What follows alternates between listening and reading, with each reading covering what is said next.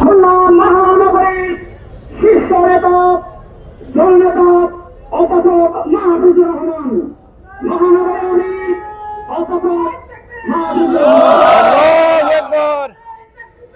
আল্লাহু আকবার, জিন্দাবাদ জিন্দাবাদ। সম্মানিত কেন্দ্র ঘোষিত কর্মসূচির অংশ হিসেবে আজ বিভাগীয় শহরগুলোতে বিক্ষোভ কর্মসূচি পালন করছে।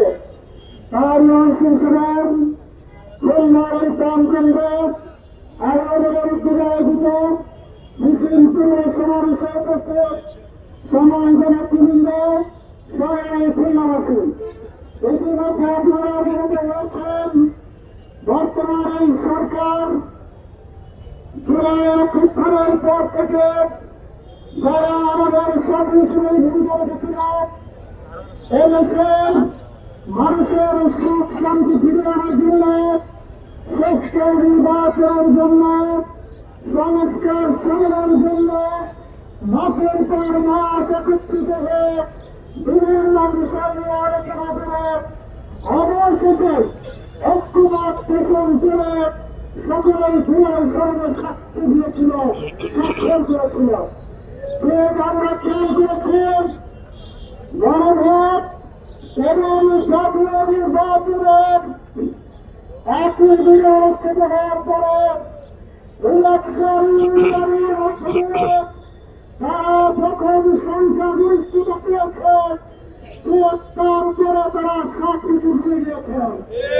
তারা জুলাই যুদ্ধকে ভুলে গিয়েছে, জুলাই শহীদকে ভুলে গিয়েছে, জুলাইয়ের আহত যারা তাদেরকে ভুলে গিয়েছে, যাদের কারণে তারা প্রধানমন্ত্রী হচ্ছে, সংসদে দাঁড়িয়ে কথা বলছে, তাদেরকে তারা ভুলতে বসেছে।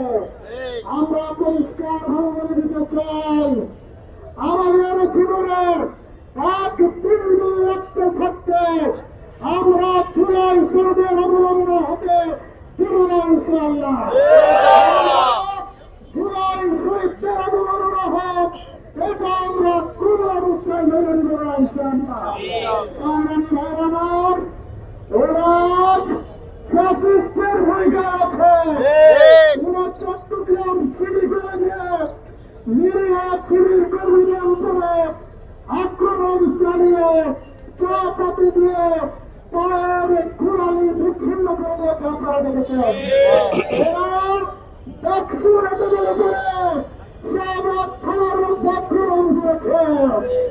এরা হওয়ার বিরুদ্ধে আবার সেই খারাপ পরিবেশ ফিরিয়ে আনার চেষ্টা করছে। আমরা পরিষ্কার ভাবে বলতে চাই, আপনাদের কোন ষড়যন্ত্র এদেশের সাধারণ মানুষ আগামী দিনে বাস্তবায়ন হতে দিবে না ইনশাআল্লাহ। মানুষের আজ দ্রব্যমূল্যের ঊর্ধ্বগতির কারণে নাবিশ্বাস উঠে যাচ্ছে, সিন্ডিকেটের মাধ্যমে তারা নিজেরা লাভবান হচ্ছে। এই পরিস্থিতি নিয়ন্ত্রণ করা দরকার। মানুষের ক্রয় ক্ষমতার মধ্যে দ্রব্যমূল্য নিয়ে আসা দরকার। জ্বালানির সরবরাহ যথাযথভাবে করা দরকার।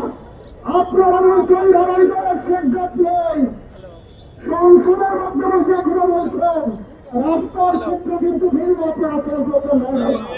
এই জন্য অবিলম্বে নিজেরা লাভবান না হয়ে এদেশের জনগণের কথা চিন্তা করে এই তেল সরবরাহ স্বাভাবিক করে আপনাদের সকলকে আজকের সমাবেশে উপস্থিত হওয়ার জন্য 11 দলের পক্ষ থেকে ধন্যবাদ এবং মোবারকবাদ জানাচ্ছি।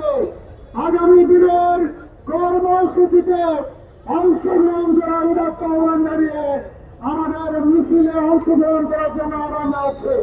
আমাদের মিছিল অত্যন্ত শান্তিপূর্ণ ভাবে এখান থেকে শিবপরিবার হয়ে বাংলাকুটা হয়ে আমরা ইনশাআল্লাহ রয়্যাল মরিজে আমাদের সমাবেশের মাধ্যমে কার্যক্রম শেষ করবো। সকলকে ধন্যবাদ। আসসালামু আলাইকুম।